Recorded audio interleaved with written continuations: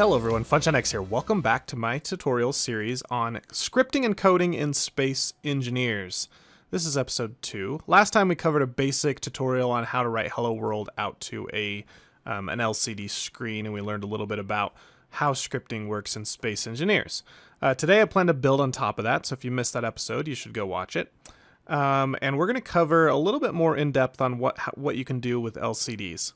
Now, I would love it if I could have vast control over formatting on an LCD. You know, I could say, go to this pixel almost and print this message, or draw a line, and, you know, all this kind of stuff that might be nice to make some cool graphics and stuff, and it's not possible.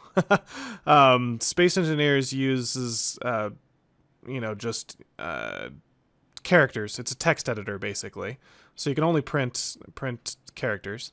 And the other thing that's a problem is they do not use a fixed width font. So most of the time when you don't have the ability to print at a certain coordinate, you kind of fake that by using, like a space character to go down across a certain number of width. The problem with that is a W, for instance, has a much larger width than a L. And so when you start printing stuff, it doesn't line up, it doesn't look centered, and it's a pain in the butt. Luckily, someone has taken care of that for us. The same guy that writes the automated LCD stuff, that prints out tons of information about your base onto an LCD, included in that script is a library that he calls mmstringfunc. So it's just the string functions by mmaster. So all the code below here that you're going to see is written by him and attributed to him. This is not my own code, just using it as a library, which is what he intended. So if you look at this, he does a few things. He defines a constant for a white space width.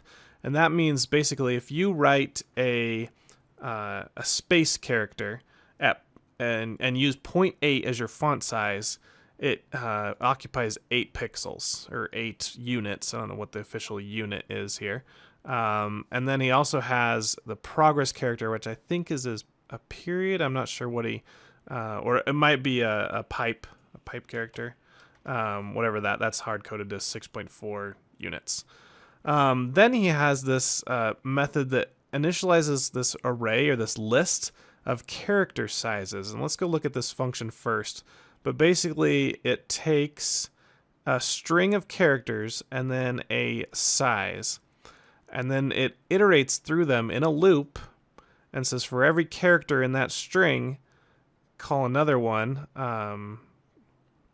It adds to this char size array that specific character and its size. So basically all he's done is he's found every single character that you can use in the game, even foreign characters and ASCII characters and all kind of stuff, and figured out what their width is. So something like A, B, D, E, G, H, there's a bunch of letters here. They are width. Oh, can you even go to the end? How do we get over there? I don't know. You can't scroll to the right for some reason. He must have done it in text editor and copied it in. But these ones, all these characters are 19 units. These are 20. These are 21. You can find someone like a W. Where's just a normal W? There you go. A capital normal W is 26. A lowercase w is 27. So what we can use this for now is we can say, I have a string, hello world, find out how long that string is, and it'll go here and say, well, an H is this, and E is this, and L is that, and L is that, and add it all up. And you can get the total width that your string will occupy. Well, once you have that, and you know how the width of a space character, a white space, then you can start centering text and right formatting text and tabbing text, all that kind of stuff, lining it up nicely. So that's what we're going to do. First is we're going to make use of this library to write some text centered. So the first thing I did, he's got a lot more libraries in that code that just has more than I need personally. It's got a ton of stuff. You can go check it out by downloading that script. To download the script, just go to Browse Workshop, grab the Configurable Automatic LCDs by mmaker. So I wrote my own kind of wrapper library around it. So I initialized a static class called LCD or FunsignX LCD util.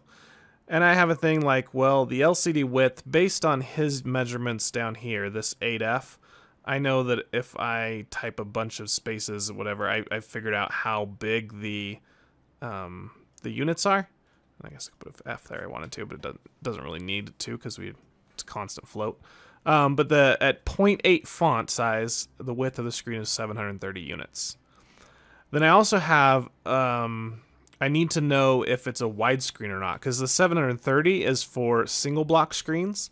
So this screen that we're looking at here is actually 2 screens together, so it's twice as much. And so I just wrote a quick little function that will tell me if the screen I'm looking at is wide. It takes you have to pass in an IMyText panel, and it's going to take that panel. It's going to access the block definition object, and it's going to access the subtype ID. These are all things built into Space Engineers. And subtype ID is just kind of like you have a cargo container, right? They're all called cargo container, but one of them's small, one of them's medium, one of them's large. So the same thing with text panels. You have the normal text panel, the normal LCD, and the wide LCD. I can't remember what the exact subtype IDs are, but all I need to know is if this subtype ID contains the word wide, then I know it's a wide LCD.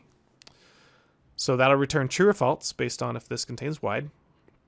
Then I also have a helper function, because to get the size of font, you have to call this crazy thing. You have to call get value float and then pass which parameter you want to get the value of. And I think it'd be easier just to call get size of the panel and it return it. So that's why I wrote this little helper method there, just to get the font size of the LCD. Because obviously if we're at 0.8 font, then this works. If we go smaller, then there's going to be more pixels. If we go larger, there'll be less. So we're going to have to do some math there to fix the size. I've added a method that just clears. So all it does is take a panel as input and it writes an empty string of public text and says, uses the default do not append, just overwrite. So that's a quick method to clear your screen. And then I wrote this right centered. This is very similar to a utility method that I use in Computercraft. And all you do basically is you just take the width of your screen and you divide it by 2. And then you take the message that you want to print and the length of that, and you divide it by 2. And then if you take those two numbers and subtract them, you'll find where you need to start printing. So let me kind of draw it from you. On this code editor, we have the left margin all the way over to the right margin that we can print on. If we divide that by 2, we kind of get the center, right? Then we have a text, and let's say the text is about an inch long, just to say that. Well, I know it's going to go from here to here. So I need to divide that inch by 2 to know how far over to the left I need to start printing from. And then if I go, okay, well, I need to print here, print for an inch, that'll be perfectly centered. So what are the things we need to know? First, we need to know the width of the monitor. We need to know the length of our string, and then how many space characters we should print to kind of know where to start printing our message. Make sense? So right centered takes a message, which is just a string that you want to print, and the panel that you want to print it to. It's going to then adjust that maximum width. So we have the first is a call to the is wide and passes in the panel. If it's wide, then we're going to give this adjustment factor a value of 2. And if it's not wide, we'll get an adjustment factor of 1. This question mark is kind of like I can't remember the exact name of it, but it says evaluate this function to a Boolean. And if it's true, take the first value. If it's false, take the second value. So I think it's a inline Boolean something, whatever. Then we're going to take the font size. And if the font size is exactly 0.8, then our factor would be 1, because 0.8 divided by 0.8. But if the font size is bigger, then we want our width is going to be smaller, obviously. So I divide by this font size, 0.8 by the font size. Kind of give me a ratio of how much bigger it is or smaller it is than 0.8. Just math. It all works. Then I call mmaker's string function called getStringSize. And all that does is take your string, it goes individually character by character, finds the size in that array, and adds it all together. So I'll pass in hello world. It'll say, oh, your hello world is a length of 47 or something, just whatever it happens to be for that string. And then I can say, well, where do I want to start? Where's my x coordinate where I need to start printing? Take our width, we'll times it by this adjustment factor, which was either, twice as much, or if you got a larger font, it might be a fraction of much. So that'll give us our width. We divide that by 2. We take the length of our message, divide that by 2, and subtract them to get our starting x coordinate. Okay, so now we know where we want to start printing. How many space characters do we need to add to get to that point? And all you have to do is basically take your x value and divide by how big a white space character or a space character is. And then I cast that to an integer, and that gives me the number of space characters I need to add. Then I call this new string function, and you can see I pass a character for a white space. This is just a space, and how many of them I want. Now, all this does is this method creates a string for you of the character you pass with the length that you say. So if I pass 5, then this will be a string with 5 spaces. If I pass 40, it'll be a string with 40 spaces. And I save that in a string called padding. Then I write public text to the panel, start with the padding because that gives me the number of spaces I need to move over, and then our message, and that's what I print it. So all of that you have to do just to print a message to the screen that's centered. So let's go ahead and look at it. We'll hit check code just to make sure there's no errors. Remember and exit, and then we can run it. And we should see hello world printed way up tiny in there, but it is centered. Pretty cool, all right? What if we change the font size? So let's go to our LCD top. And right now the font size is 0.5. Let's make it something like 1.5. And run that. You can see now it's bigger, but it's still centered. So it adjusted for the larger font size. Can we make it really big? I don't know. Let's go like that. No errors? Wow, that's really big. That's pretty cool. So I'm thinking I could do something right like, FunctionX Laboratories right there.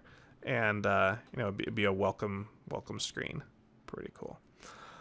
You'll notice once you get the font really big, the space character takes more space up, so it's not exactly centered. You can see this one, it could fit probably 2 spaces maybe. This one only 1. So, when you get a string that has an odd number of characters, or wait, is this even? 1, 2, 3. Well, it doesn't really matter because we're not fixed width, but just know that it's not going to be exactly centered, and you see that more and more the larger you go with the font. But otherwise, it looks pretty good, so I'm pretty happy with that. The next thing I would like to do is what if there's a data breach or a security breach, and I want to inform everybody in FunctionX Laboratories that some kind of breach has happened. Maybe there's a terrorist at the front door and we need to start, shredding files or shutting down the computers, lock everything down. I might want to send a message out to all the LCDs. So let's write a program that does that, and I'm going to do it from here. So this is a completely new program. We're going to call it Lockdown. Warning, something like that. All right, so let's start writing our program that is going to send out this broadcast alert message to all the LCDs. So I've already put in mmaster's string util or string function library, and then also my LCD util library as well. That library requires, well, it doesn't require. masters requires you call init char sizes, so I just have that wrapped around something called init classes in case there's another initialization I ever have to do. I don't know, not really needed. But anyway, here's what we have to do first. We need to get all of the LCDs on the whole grid. So we're going to access the grid terminal system. And instead of calling get a block with a specific name, we want to look for blocks with a specific type. So that method is called get blocks of type. And then inside the alligator brackets, whatever you want to call them, we need to pass the actual type that we want to look for. And so we're looking for my text panels. Panel, just singular. And just like that. Now, this method does not return anything. It actually, it takes a parameter here, a list that it's going to add to, and then return that same list. So let's just pass in a list here. Now we need to declare the actual list. So here we'll say var list. So just a generic variable. And this must be a list of type my terminal block. Just like that. So we're going to create this very new list called list. It's going to be initialized to nothing. It's going to be an empty list. But as soon as we pass it to this get blocks of type, once that's done, this list will have all of our terminals in it. Very handy. You're going to use this a lot probably. You know, you're going to want to get all the blocks, all your rotors, or all your weapons, Gatling guns, or something. I don't know, just whatever you want to do. If you want to get all of a certain type of block, that's what you'll use. Okay, so now we have this list. We need to iterate through each one and do something. Now, a for each loop would be awesome here. So we could say for each text panel in the list, do something. But for each loops are broken in the current version, and they have been for a while. So I'm not sure if they'll be fixed anytime soon. So instead, just use a normal for loop. So we'll declare I is equal to 0, I is less than list.count, and we'll increment I in our loop. And then inside this loop, all we're going to do is we're going to just create a new message called send alert. And that message, or that method, we're going to take our the specific panel that we're looking for. So that's the list at index I. And we're going to cast it as an my text panel. Because we don't want to pass in a terminal block, we want to pass in the text panel. And then we'll pass in the message that we actually want to send. So I'm going to say alert. Oops, not like that. System lockdown. Just like that. All right. Ready to go. Now, in that, we would actually declare that message. So void send alert. And it's going to take an my text panel. We'll call it panel, and then a string called message. Now, what do we want to do in this function? Well, specifically, we'll do something. We'll just do the vsx lcd util dot print centered. Or did I call it right centered? Right centered. And we'll just print our message to the screen. Now, that's great and all. But what if someone misses it? We want to make it so it's impossible to miss. So let's do something like panel dot set value. And there's a number of values we can set. One easy one would be the font color. And that one takes an actual color. So we'll say new color, and it's RGB. So let's make it red. 255 would be full value red. 0 on green, 0 on blue. And that. So that's pretty good. We're going to broadcast a message to every single terminal that's in the grid, make it red, and that should work. So hit check code, and we'll see if there's anything wrong with it. Oops, I forgot I need to pass in the actual panel that I want to write to. Good to go. All right, remember and exit, and run the program. What do we get? Blank. Red. What about some of these? Nothing at all. Okay. So something obviously has not happened, right? Actually, this one I should probably set the background color to something other than red, huh? Oh, it sent the font size. That's cool. So the background, let's just make it black. So this one worked. Alert system lockdown. Why did this one not work? Well, if we go in here, we'll see there was an exception that's logged right here. Script count must be non-negative parameter name count. Well, that doesn't really help us at all. But if we look in here and we troubleshoot a while, we'll find our error actually exists in our right-centered method. We said create a new string of space characters and this many number of spaces. Well, there's an instance where this value here could be negative, and this method does not allow you to pass a negative value here. And that case is ever if our message length is greater than the width of our screen. And because we've got such a large font on this monitor, it was greater. So what we need to do, it's a really easy fix, is we need to come down here and say, if the number of pad characters is less than 0, meaning it's negative, set it equal to 0. And that should solve all our problems with if the font is too big. So we'll check code and hit remember and exit, and we'll run it again. And here now we get it. It doesn't print the whole thing because the font was so large, but we don't get any more errors. So let's come to see this one now.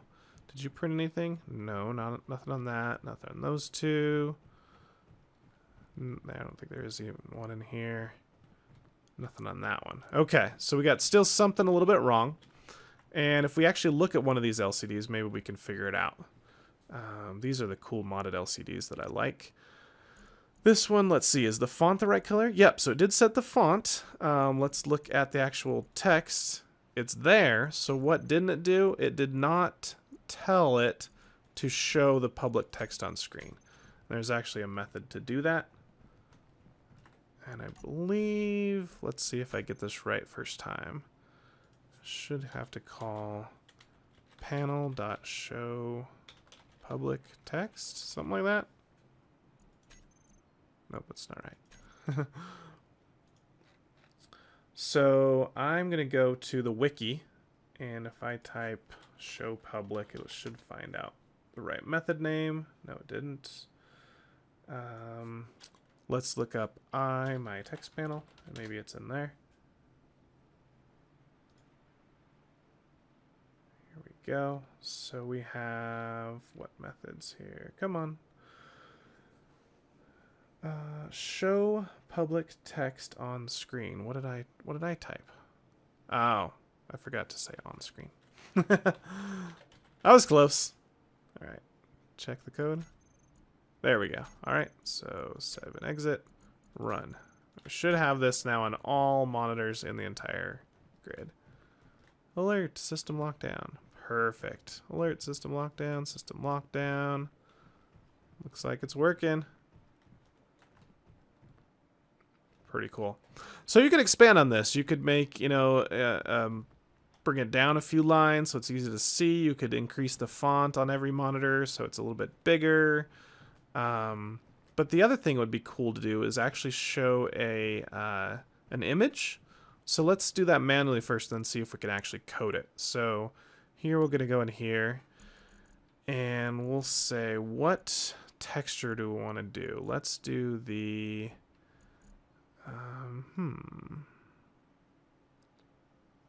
That's from a mod, all those percents. So go offline, online, arrow, cross, danger, no entry construction, or a white screen. Let's do the danger one. So add that here. We don't want it to change on an interval, so we'll leave that at 0 seconds. And then we've got to tell this guy here to say, where is it? I don't know. Did that work? Let's see. Is that showing an thing now? No, it's not. Okay. Let's change this to... Come on. Where is it going to be?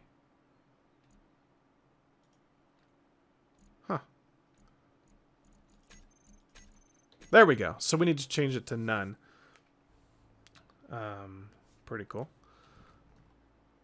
So could we toggle it between system lockdown and that font, that texture? That might be cool. Let's see. What we need to do then, go into our program, and right here we say send alert. What if... Let's just see what happens that right after here, instead of that, we do panel.show texture on screen. And we need to actually add a texture before we do that. So panel dot add image to selection. just like that. And we need to pass the ID of the thing we want. I think it was called danger. Check the code, remember an exit, run. Are they all now showing the danger sign? Yes, they are. That's pretty cool. We've got danger everywhere. Awesome. Okay, but we didn't want to just display danger. We wanted it to rotate between the two. And I don't think it's as simple as doing this, right? Because that would you'd have to have multiple images. So that's not going to work. We want it to alternate between show in a texture and show in text. So let's add a timer block to the madness here. So timer block, which one are you? Timer block 4, we'll say this is part of timer block lockdown. And that's going to run every 2 seconds. And its actions, we're going to run the program called lockdown warning with no arguments. And then we are going to start the timer block again. And that will cause it to run forever, basically. And keep running that program every 2 seconds. So now we've got the thing of how do we know what state we're in? Because basically we could say, we could have a state, and every time it does it either, let's do this, say, int state, and we'll say if state is equal to 1. Then we'll add a comment. This is called display text. And then down here, oops, right here, if state is equal to 2, display texture. So that'll alternate it back and forth, right? Okay, well, we need to do a few more things. Let's put in some brackets here. Just line them up nice so everything looks good. How do we control that state? Well, what we can do is we know every time this call is called, main is executed, but anything outside of main is not. So let's initialize our state to 1. So the first time it comes in, it'll be a 1. And then we're going to pass that here. And then after we execute this, at the very end, we're going to say,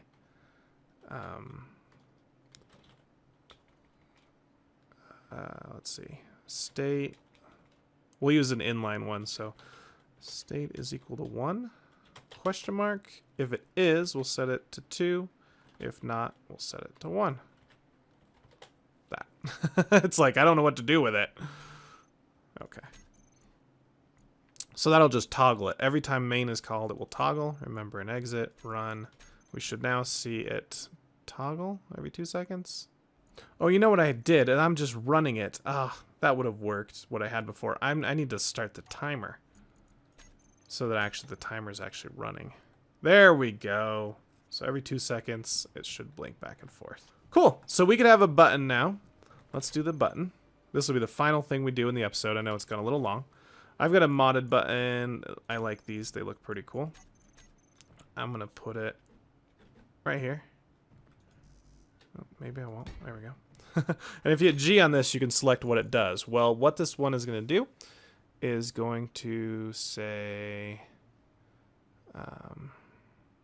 actually, it might be good to have 2 buttons.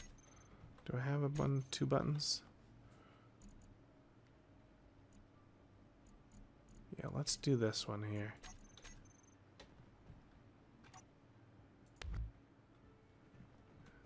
And I don't know where to put it. I don't really like it on the window. I don't really like it on the floor.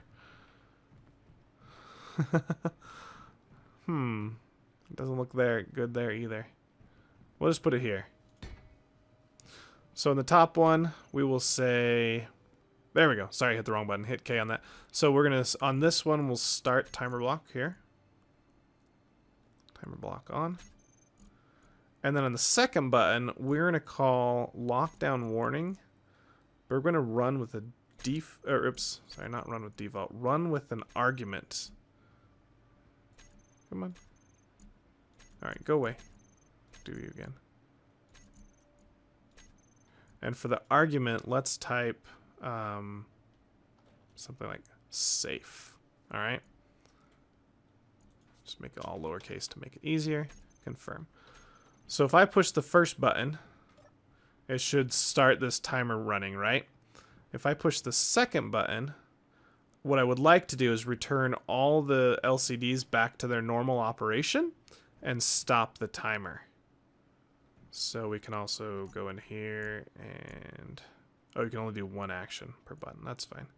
We could actually program the our program to say if it starts with the parameter safe, then we'll stop doing the blinky thing, and we'll also return, stop the timer block. And I'll show you guys that next episode, just right at the beginning. I'll finish the program, show you the final alert message system, and then we'll move on to something else. So hope you guys can look forward to that. If you like this episode, hit the like button. If you want to see more, subscribe to my channel, and I'll see you in the next episode. It's been Funshot X with Scripting Space Engineers. Catch you guys later. Bye.